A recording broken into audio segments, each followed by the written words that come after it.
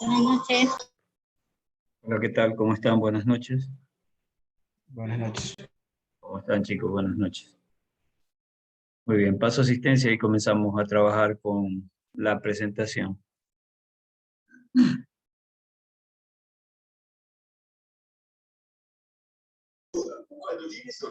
Profe. Profe.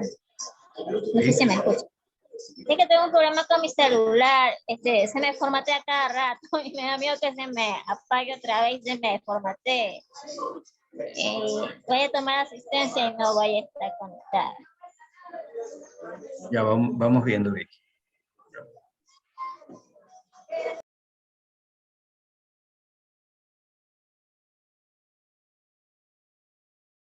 Igual estoy conectada en dos lados, sino que el otro lado no tengo audio. Ok, En ok. cambio, el celular sí, pero se me formatea. Ok, tranquila, ya te tengo en consideración, tranquila.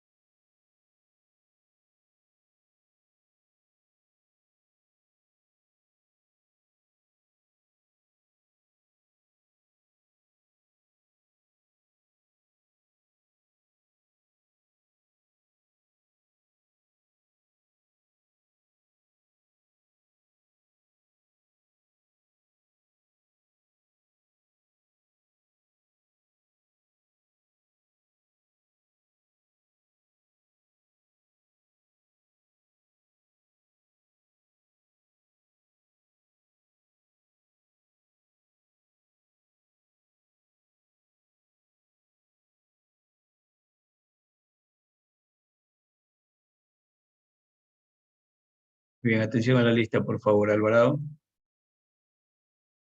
Presente. Álvarez, Presente. Separa, Presente. Azules, Presente. Aveiga, Presente, buenas noches. Ceballos, Presente, buenas noches. Tacha, Presente. Chávez, Presente, buenas noches. noches Espinosa, Presente. Fonseca, García,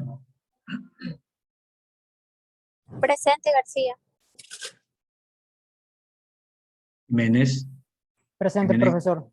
Jiménez Calderón, Jiménez Flores, Presente, profe. Lord Sánchez, Lord Sánchez, Presente, Lord, ingeniero. gracias. López, Presente. Mendoza, Presente. Iñaca, Presente.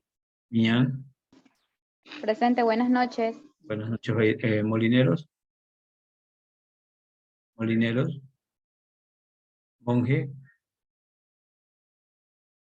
Morales, Presente, buenas noches. Morales Muñoz, Presente, buenas noches. Ortega, Presente, buenas noches. Peralta, Peralta, Pin, Presente. Polanco, Presente, buenas noches. Rivera, Rivera, Rodríguez, Presente, profe. Presente. Sánchez, Presente, buenas noches. Sánchez Ladines. Presente, buenas noches. Vega. Presente, Vega. Feliz. Feliz. Vera. Presente, buenas noches. Vergara. Presente, buenas noches. Zavala. Zavala. Bueno, alguien que no haya nombrado, por favor, que me diga para colocarla en lista. Profe Fonseca.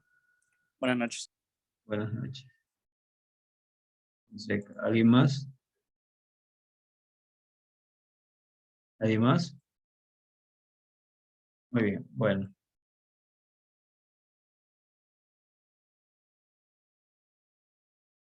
Listo, muy bien.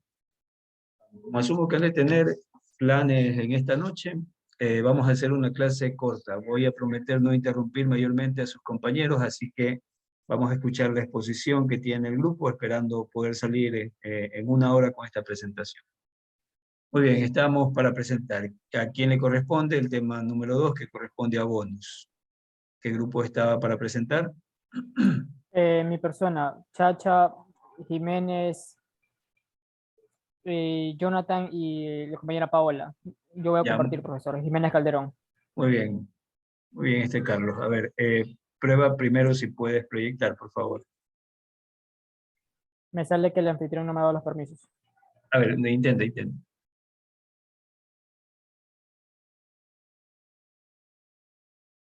Deberías poder hacerlo, ya está activado.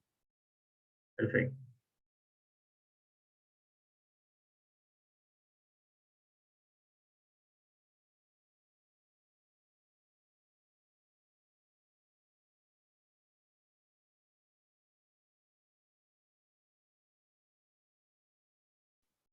Ya, sí pueden ver, ¿verdad?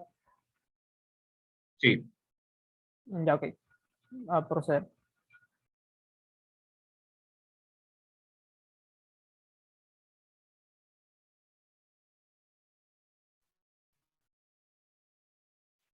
Compañera, ya puede comenzar a exponer.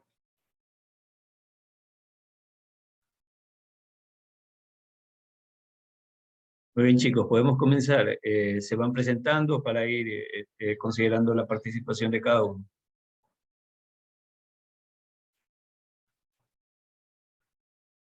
Ya, bueno, nosotros somos el grupo número 2 que vamos a hablar del tema referente a lo que son los bonos.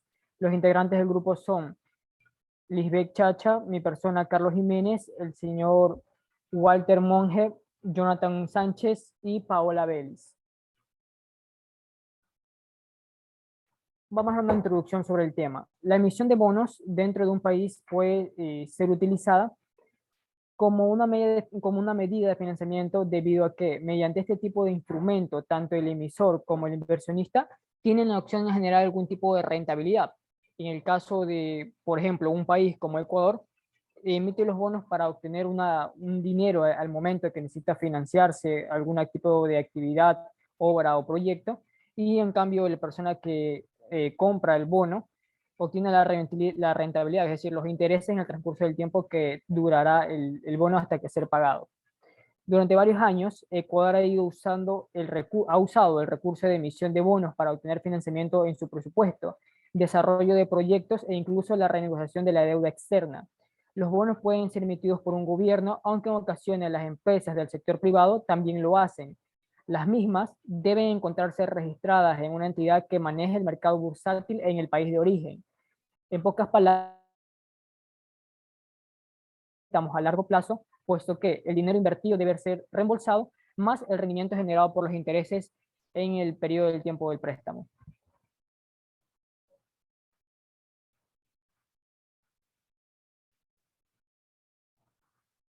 Ya, este tema a continuación le tocaría a mi compañera Paola Vélez, pero ella por cuestiones del tráfico que se ha generado todavía no ha podido estar en su domicilio. No sé si yo puedo aportarlo hasta el momento. Por favor, avancemos, sí, no hay ningún problema. Ya, ok. ¿Qué son los bonos? Los bonos son valores negociables de renta fija que incorporan un derecho de crédito a través de su colocación en el mercado de valores. Es decir, se constituyen como pasivos para los emisores inversionistas en acreedores. Pueden ser emitidos por instituciones del sector privado y público, además de entidades supranacionales. El bono se materializa en un documento donde se indica el monto, el plazo, la tasa, la renta fija o la renta variable según sea el caso. Clasificación de los bonos. Bonos escriturales. El emisor mantiene el registro de los nombres de los tenedores de los valores y acredita en una cuenta de los propietarios el pago de los cupones, que básicamente cupones son los intereses de dicho bono. Bonos carturales. Para el cobro de la renta de los bonos carturales, el propietario del bono corta el cupón y lo presenta al emisor para su cobro.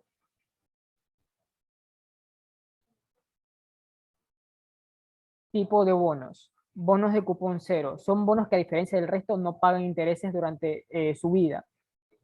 Bonos amortizables durante la vida del bono. Amortizan el capital durante su vida, ya que van devolviendo parte del mismo en cuotas, según lo acordado entre las partes. Bonos convertibles.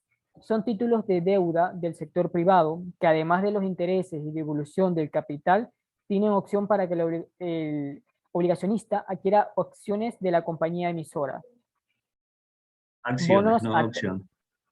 Acciones, perdón, disculpe. Acciones. Bonos a tasa de interés fija. Otorgan pagos de intereses periódicamente, retribuyendo al inversor y a su vencimiento. Se devuelve el capital completo recibido. Bonos de caja son básicamente títulos emitidos por una empresa, la cual reembolsará el préstamo al vencimiento fijado. Bonos de alto rendimiento tienen una calificación crediticia de alto rendimiento, como su nombre lo indica, lo que supone que tienen una baja calidad crediticia y por tanto un alto riesgo de impago. Esto básicamente son como aquellos bonos que te ofrecen valores exorbitantes de intereses, pero no dan cierta base o soporte. Bonos de acción de recompra. Son aquellos que permiten a la entidad emisora la opción de recomprarlos a un precio fijado previamente. Riesgo de bonos. Instrumentos financieros que garantizan al inversor ingresos por intereses que pueden ser periódicos, como hemos visto en algunos casos, y al emisor la liquidez para financiarse. La tasa de interés y el precio de los bonos tienen una relación inversa. Y ya que todo esto, eso se mide por lo tanto el riesgo por el tipo de interés. Ahora, el riesgo de crédito mide en la capacidad que tiene el emisor o que tendrá de asumir el pago de vencimiento. El riesgo de inflación. La inflación aumenta y causa un efecto contrario en el poder adquisitivo de las obligaciones. Riesgo de liquidez. Se trata de un riesgo para el emisor.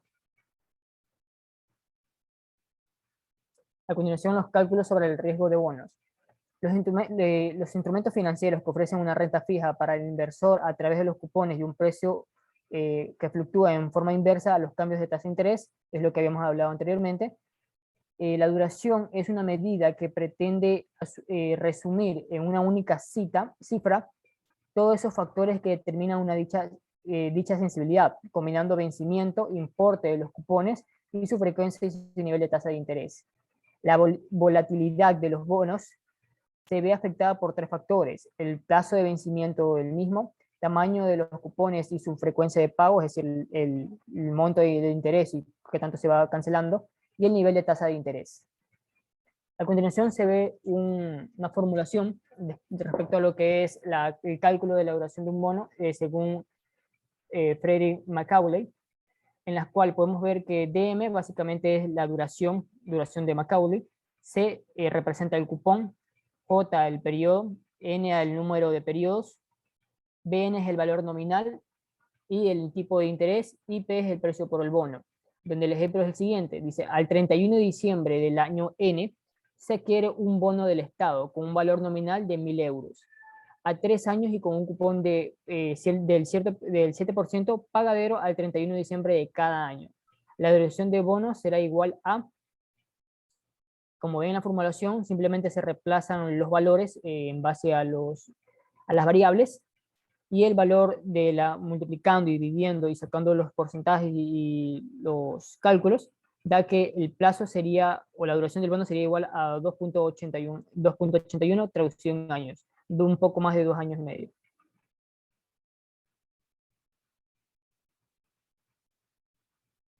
Valoración de un bono. El valor actual de un bono es igual a los flujos de caja que se van a recibir en el futuro, descontados al momento actual, a una tasa de interés, es decir, el valor de los cupones y el valor nominal al día de hoy. En la formulación vemos que el precio de un bono es igual al cupón número 1 que se tiene, dividido sobre 1 más el interés es igual a la sumatoria también del cupón 2, así mismo sobre 1 más el interés elevado al cuadrado, y así sucesivamente hasta obtener lo que es el cupón final más el valor nominal y la formulación indicada, que es un valor de enésima 1 más i elevado a la enésima, a la n cantidad de periodos que haya. Ya miren que la fórmula, regresa por favor. La fórmula es bastante sencilla, ¿no? La lógica es que si yo quiero saber el precio de un bono, lo que tengo que hacer es tomar todo el flujo futuro que yo voy a tener y tratar de actualizar ese flujo futuro. En cristiano, sé que me va a pagar cupones, esos cupones van a tener un precio luego de 1 año, luego de 2 años, 3 años, n años, y obviamente también el bono me va a devolver el valor nominal, lo que está escrito dentro del bono, cuánto vale el bono, ese valor me lo va a devolver al finalizar el bono, ¿no? Entonces lo que hago para poder encontrar cuánto debería ser el precio que yo debería pagar por un bono el día de hoy es razonar lógicamente en función de las fórmulas de matemática financiera. Y lo que hace es justamente ver todo ese flujo futuro y lo trae al día de hoy a la tasa de descuento que considere, que en este caso esté pagando el bono, ¿no? Entonces descuenta todos esos valores a la tasa de interés que está pagando el bono y los trae al día de hoy y hace la sumatoria. Y eso representaría el valor del bono al día de hoy, ¿no? Repito, el principio es muy básico y muy simple. Tengo un flujo que va a estar conformado por lo que me pagan como cupones, que es tácitamente los intereses, y el valor nominal, que es lo que originalmente se pagó por el bono. Todos esos flujos que se producen en el futuro los traigo al día de hoy, y eso representaría el valor del bono el día de hoy a la tasa que se maneja en la operación. No es nada del otro mundo. Ustedes pueden ver que esto con esta fórmula es sencilla de manejar en función de lo que conocen en matemática financiera. Muy bien, ¿qué más tenemos? Asimismo tenemos un ejemplo del caso presentado, en el cual si estamos a 1 de enero del año 2020, podemos variarlo en base al año actual, y tenemos un bono de 2 años que reparte un cupón o interés de 5% anual, pagados de manera semestral, su valor nominal son 1.000 euros, los cuales que los pagará el 31 de diciembre del año 2021, y su tasa de descuento o tipo de interés es el 5.8% anual, lo que supone un 859% semestral. El valor intrínseco del bono será el precio del bono igual a 25 sobre el valor del interés, que sería calculado de la manera especificada, ya suponiendo el valor o calculado, sería, un momento, ya, sería 1,0286, y de igual manera se va multiplicando, como usted lo mencionó, en base a los números de periodos de cancelación del bono. Perdón, disculpa que te interrumpa. Miren en la fórmula que está en la parte superior derecha. Justamente dice precio del bono, y es lo que les comentaba. Hay flujos que se van a producir, en este caso el pago de los intereses, que son ese número que aparece ahí como 25. Eso se va a dar esto creo que es semestral, ¿no? Si no me equivoco, sí. Sí, semestral. Esto se va a producir en el primer semestre, segundo semestre, tercer semestre, cuarto semestre, donde ya se devuelve el valor nominal del bono. Entonces, lo que están haciendo o lo que hacen para encontrar el precio de ese bono es simplemente traer al día de hoy esos valores futuros. En cristiano ese 25 lo descuento a la tasa que me dan semestral de 0,0286, la descuento durante un semestre, un solo periodo. Lo mismo hago con los siguientes valores que están en los siguientes semestres, y también lo hago con el valor nominal, que repito es lo que vale el bono, ese valor que se supone que se entrega cuando ya vence el bono, Entonces, como está en el futuro, al último, ese valor también lo traigo, sumo todos esos valores actualizados y eso me da el precio del bono. Entonces, lo que, de acuerdo si los compañeros hicieron las estimaciones de manera correcta, se supone que el bono que me dé estas condiciones, que pague de manera trimestral la tasa que me están dando y que tenga un valor nominal de 1025, al día de hoy ese valor del bono o el valor que yo debería pagar por el bono sería 986,60 dólares por ese bono. Eso más o menos lo que implicaría la operación. Gracias, disculpa la interrupción. Ok, no hay problema. A continuación, mi compañera Chacho. Gracias. Ya, buenas noches. En este caso hablaremos sobre las características del bono. Los bonos en este caso es un instrumento. Una de las características del bono es que es un instrumento de deuda donde es emitido por una empresa o también llamado bonos corporativos, o un gobierno como también llamados bonos soberanos, en lo cual a cambio de la devolución de su dinero más un interés determinado. Este es aquí también... Disculpa que te pregunto, ¿puedes decirme por qué le llaman instrumento de deuda? ¿Puedes explicar en tus palabras? Instrumento de deuda. deuda.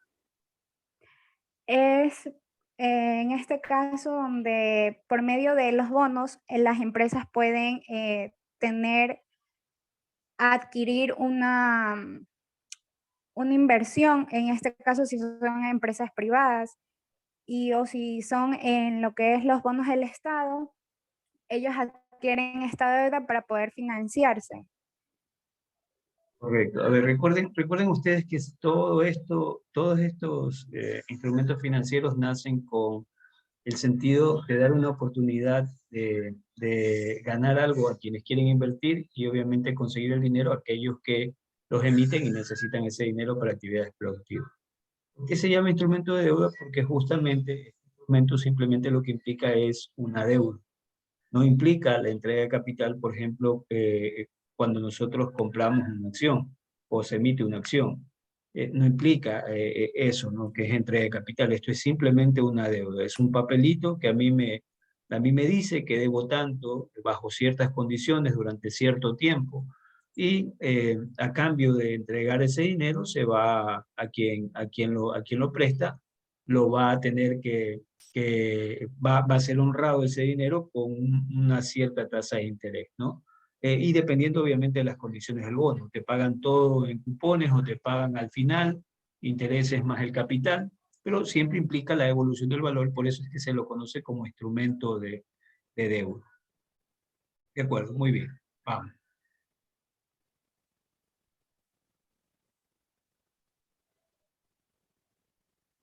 Vamos, por favor, ¿puedes avanzar? Sí, el emisor, en este caso, el emisor del bono, se compromete aquí a devolver a aquellos inversionistas que adquirieron parte del bono. Es decir, el emisor del bono va a devolver el capital principal junto con los intereses generados a aquellos inversionistas que adquirieron parte del bono, el cual este interés puede tener carácter fijo o variable. Y también decimos que el monto de la emisión lo fija libremente cada emisor. Puede ser un monto fijo o por líneas de bonos. Siguiente diapositiva. Cuando hablamos de emisión de bonos, si lo hablamos en general, un bono es una forma de emitir deuda, como lo habíamos indicado anteriormente, el cual permite emitir a una empresa privada o una institución pública, ya que para ellos el bono es un modo de financiarse, como lo había indicado. Normalmente los particulares, es decir, las personas que no llevan un título como ellos acuden a una entidad de crédito, es decir, a un banco. En este caso se formalizan un préstamo o una modalidad de crédito en donde obviamente existe general, donde ellos ahí emiten deuda en masa, lo cual ellos emiten unos documentos en en este caso donde son anotaciones contables, no son documentos físicos, lo cual esto ayuda a ellos a reconocer que han prestado una cierta cantidad de dinero y donde les especifica qué intereses anuales se les pagará a los inversores y cuándo vencerá el préstamo. Es decir, cuando se le acabará la duración del bono. Industriales, comerciales o de servicio. Y las instituciones supranacionales son corporaciones de fomento o bancos regionales. El lugar de negociación en este caso son los mercados de valores. Y los vencimientos, si hablamos de los plazos de vencimiento de bonos corporativos o también llamados bonos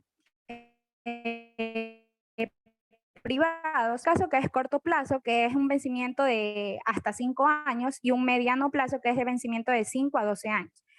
Y de largo plazo con vencimientos superiores a 12 años. Cuando son los plazos de vencimiento de los bonos del Estado son de 3 a 5 años de vida. Siguiente diapositiva. No, emisión, la siguiente, antes. Ya, emisión de bonos públicos. También llamado un bono del Estado, el cual es emitido por un país y un gobierno como modo de financiación, el cual ellos buscan hacer de intereses previamente establecidos, lo cual ellos suponen para su poseedor la ganancia de intereses fijos durante la duración del mismo hasta su vencimiento. Normalmente los bonos del Estado son activos de renta fija, en los cuales en este caso el emisor es el Estado español y tienen una duración de medio plazo, que es entre los 3 y 5 años de vida, como lo indiqué.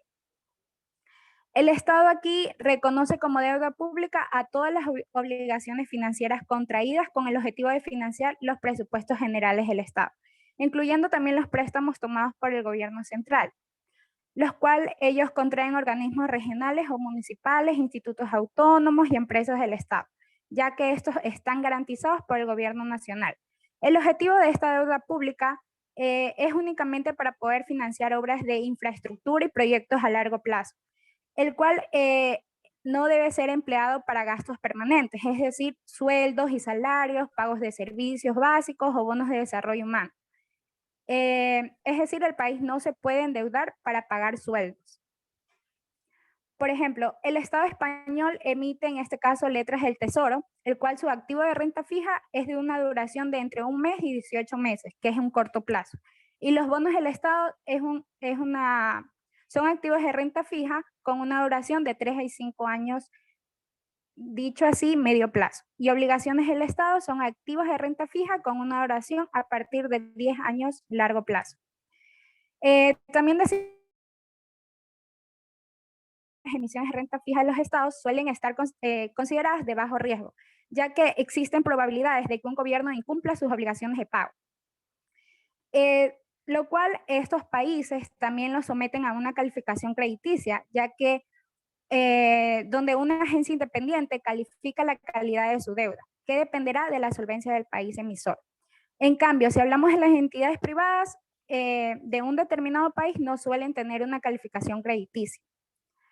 Si hablamos de emisión de bonos privados, también llamado como bono corporativo, el cual es emitido por empresas privadas o corporaciones que buscan financiar sus actividades con el objetivo de hacer crecer su negocio a través de la recaudación que se produce en el momento de comercializar y ponerlos a la venta.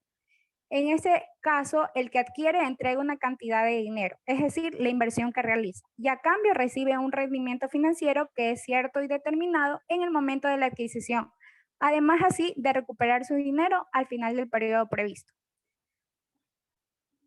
Gracias.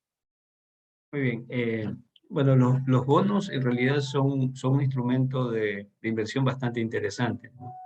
En el sentido de que proporcionan, más que nada me refiero a los bonos que emite el Estado, proporcionan seguridad. Hay algunos que inclusive los consideran como el instrumento libre de riesgo, es decir, una inversión que no representa riesgo de no pago, porque obviamente está respaldado por el Estado y se entendería que el Estado o un Estado nunca quiebra, ¿no? Entonces hay la seguridad de que esos instrumentos sean devueltos, ¿no?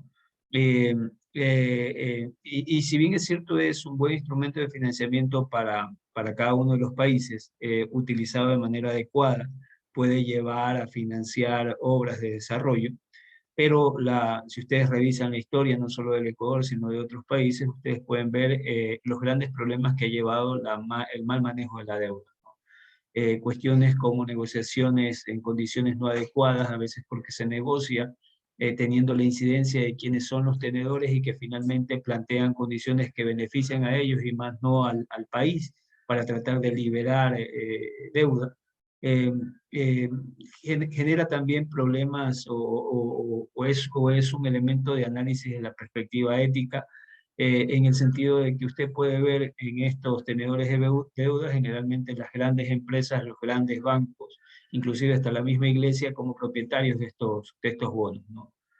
Porque precisamente, como les digo, son instrumentos que sirven para poder fondear, pero también son instrumentos apetecidos por el hecho de que no representan mayor riesgo por la alta probabilidad de pago de una nación, ¿no? Cuando representa un riesgo para los tenedores, por ejemplo, cuando en el gobierno del presidente Correa se comenzó a tratar o mejor dicho, con una simple expresión de salir a decir de que no se va a honrar esta deuda, inmediatamente en el mercado, eso pone nervioso al mercado y quienes son tenedores del mercado comienzan a vender los bonos y comienza a bajar el precio de esos bonos frente a la probabilidad de no pago. Pero en la mayoría de los casos, generalmente eso no ocurre porque, como les digo, ahí vienen cuestiones éticas de que los grandes grupos de poder generalmente tienen incidencia sobre las políticas de endeudamiento de los países. Pero es un tema interesante desde la perspectiva ética, como instrumento por el hecho de que permite a los países poderse fondear, pero sin escapar de este pensamiento crítico en torno a su buena utilización. Pero es un instrumento interesante. Muy bien, conclusión. Bueno, una vez realizada esta investigación podemos... No, entiendo que alguien está hablando, pero se le escucha bajito, no se le escucha fuerte.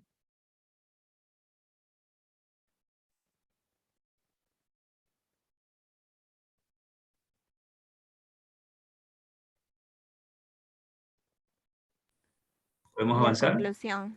Muy bien. Ya. Una vez realizada esta investigación, podemos apreciar que los mercados de bonos constituyen un canal de financiamiento necesario para todos los países del mundo. Y bueno, una gran cantidad de países también acuden con mucha frecuencia a realizar emisiones de bonos para de esta forma aprovechar la confianza que tienen de los inversionistas. Y de esta forma ellos obtienen recursos frescos para cubrir sus brechas fiscales o para iniciar nuevos proyectos. Además que Ecuador, como cualquier otro país de economía emergente, en donde sus ingresos no logran superar sus gastos, y si por tanto estos países requieren cubrir deudas o renegociar estas deudas, saldrán siempre a buscar recursos frescos en distintos mercados del mundo y de esta forma continuar con todo lo planificado. También es siempre importante acudir siempre a las bolsas de valores de Quito y Guayaquil, ya que estas son las principales ciudades del país y también donde más se concentran los negocios y los ingresos. Estas finanzas sostenibles son responsables de temas que deben seguirse desarrollando en la cultura empresarial y financiera. Además que siempre es bueno encontrar una mejor manera de difusión de información sobre estos bonos. La siguiente. Muy bien, a ver, solo un tema. Interesante lo que menciona, justo, y eso es una situación muy de la actualidad, ¿no?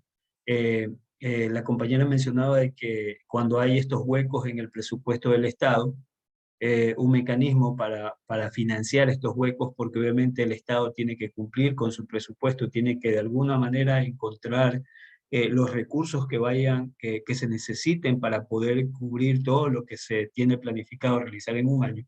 Y para eso se recurre a la deuda, y dentro de la deuda está el tema de los bonos, ¿no?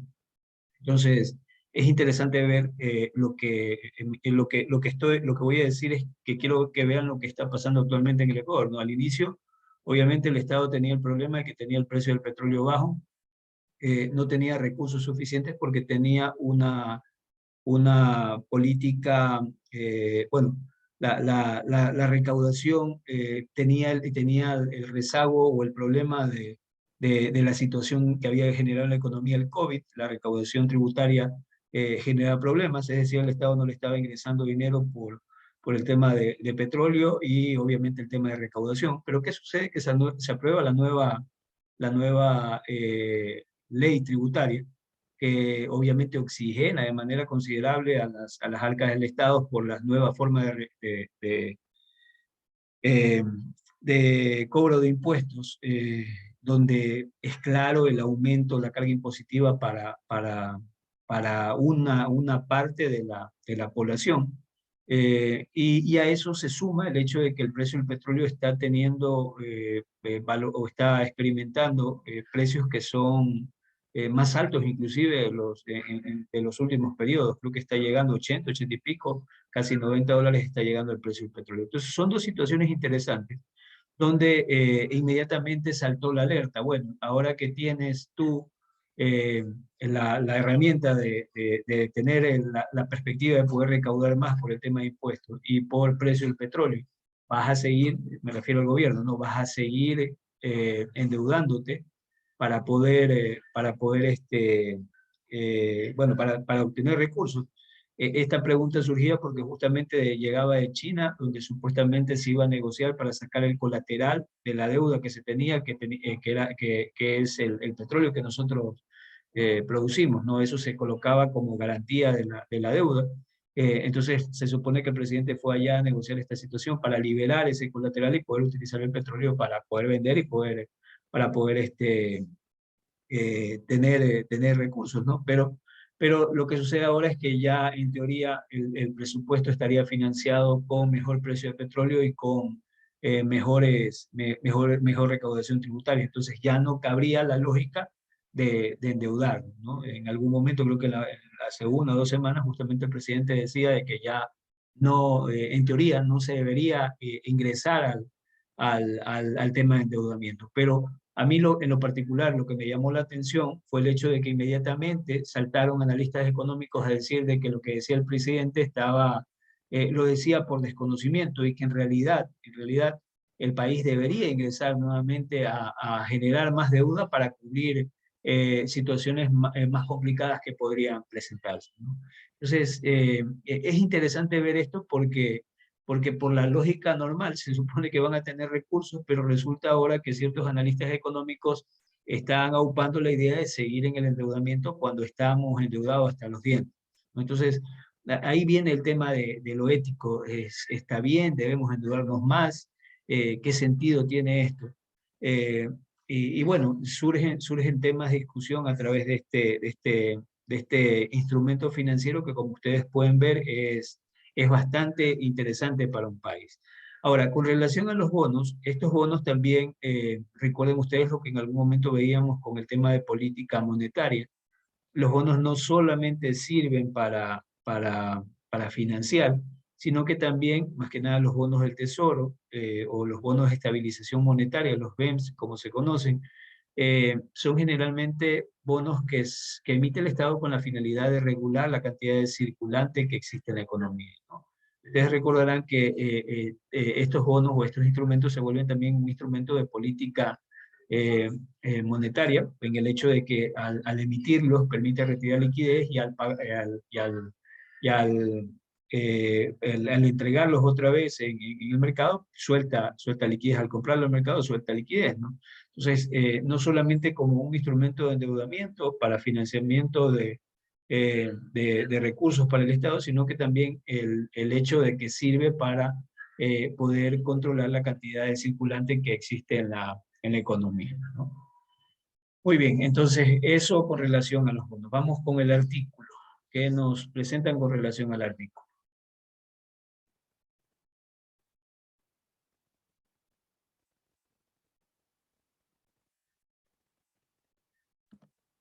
Bonos de carbono, un instrumento en el sistema financiero internacional. Objetivos del artículo.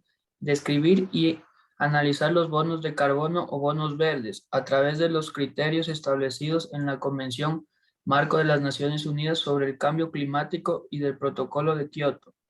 Analizar los bonos de carbono como instrumento financiero para la sostenibilidad global y los mercados ambientales como su medio de transacción. Comprender el funcionamiento del mercado de carbono y los conceptos que éste engloba. Aquí lo que quiere decir es que para entender este objetivo debemos saber que el mercado de carbono nació de la necesidad de tomar medidas para contrarrestar el proceso del calentamiento global acelerado debido a la concentración de gases efecto invernadero que han tenido consecuencias negativas sobre la salud, la seguridad alimentaria y la actividad económica, el agua, entre otros aspectos.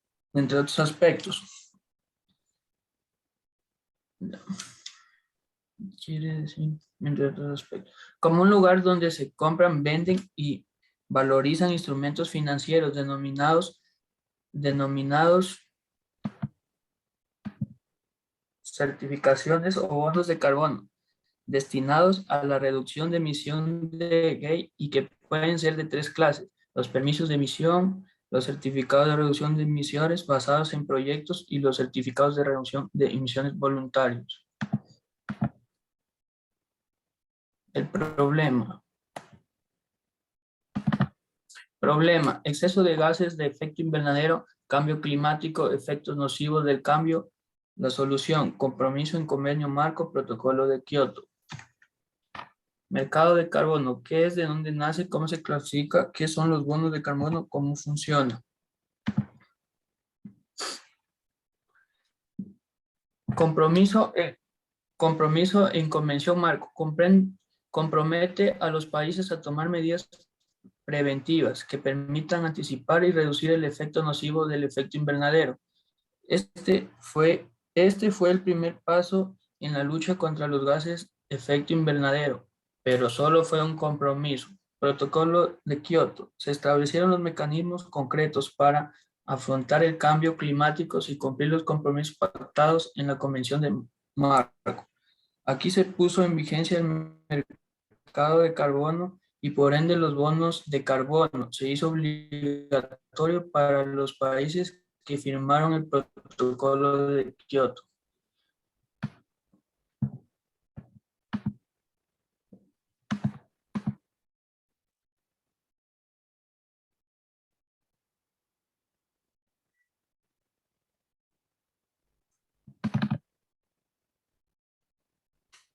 La conclusión del artículo: la creación de un mercado de carbono ha traído muchas críticas por parte de los organizadores ambientales, causando que se considere el mismo como un proyecto que facilita. Siguiente.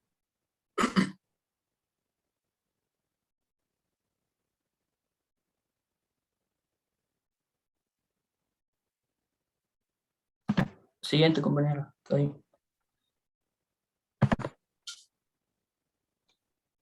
Dele la siguiente, por favor. Muy buenas noches, compañeros, profesor. Bueno, mi artículo a tratar sería el mercado de capitales y su impacto en la economía ecuatoriana en el periodo 2001 hasta el 2019. Tenemos los objetivos principales del artículo, que serían describir el mercado de valores de Ecuador y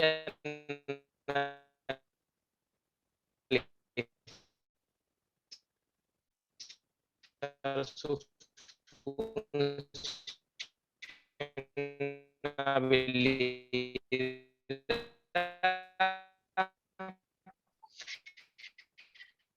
ayudar sería que se enfoca en estimular la generación de ahorro. que esto deriva a una inversión y genera un flujo muy importante y también permanente en los recursos para el financiamiento, ya sea mediano o a largo plazo. Siguiente diapositiva, por favor. Pero tenemos una problemática en el país. La problemática en el país vendría siendo que tenemos un mercado de valores poco desarrollado que limita la participación de inversionistas extranjeros. Eso es muy importante, ¿no?, para el crecimiento económico de un país. La solución que se nos planta es el Banco Central del Ecuador como ayuda y los bonos de incentivos que nos dan a los inversionistas. La metodología que se lleva sería especificar las propiedades del objetivo o fenómeno que se va a estudiar y dar un panorama lo más exacto posible de este. Siguiente, por favor. La discusión del artículo nos cuenta que una de las principales consecuencias, de acuerdo y respecto a las nuevas formas de financiamiento existentes para las empresas del Ecuador, considerando que existen poco conocimiento sobre las diversas alternativas de Ecuador para acceder a un financiamiento, justamente es el escaso desarrollo del mercado de valores con el que actualmente se cuenta. Adicional, se establece la limitada información existente entre las partes, así como el no deseo de transparentar por parte de las empresas los estados financieros. Eso es lo que, bueno, en lo personal pienso que muchas empresas lo hacen, que son, o sea, desvían lo que son los valores reales al momento de las declaraciones, ¿no? En conclusión, de acuerdo a lo expuesto y a los resultados obtenidos en la investigación, existe un vínculo importante entre el desarrollo del mercado de valores de un país y sus tasas de crecimiento económico, como lo reflejan los datos.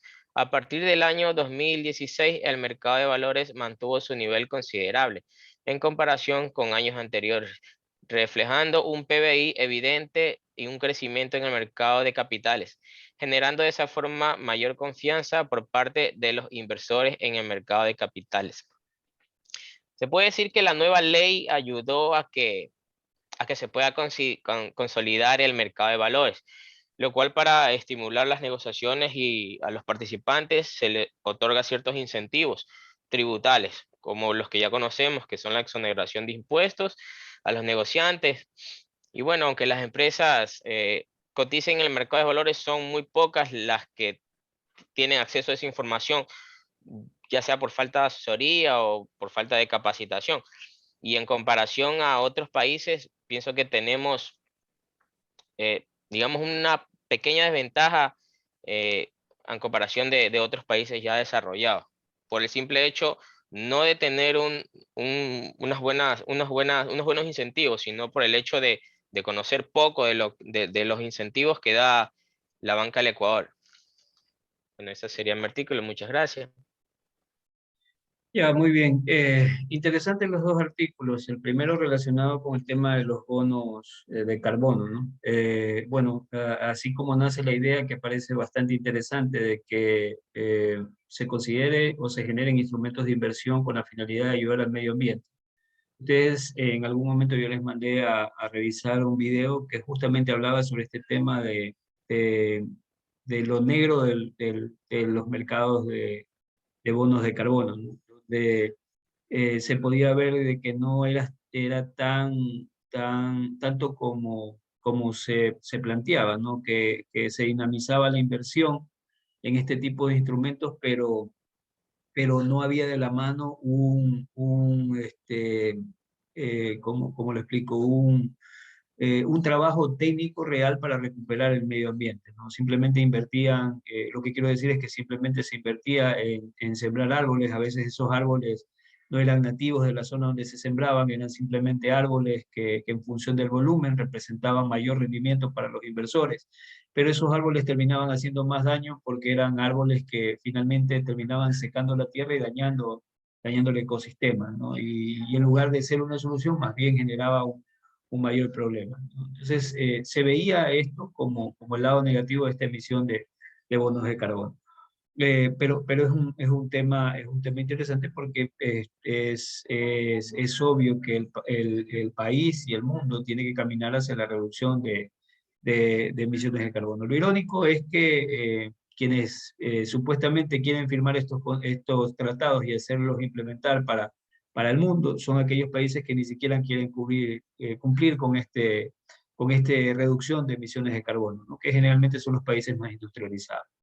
Y el segundo artículo, que también me parece interesante, porque fue muy somera la explicación, pero creo que tenía mucho más ese artículo, es justamente el tema del mercado de valores. Y se concluyen cosas que ya son obvias para la gran mayoría de personas que estudian o que conocen el mercado de valores.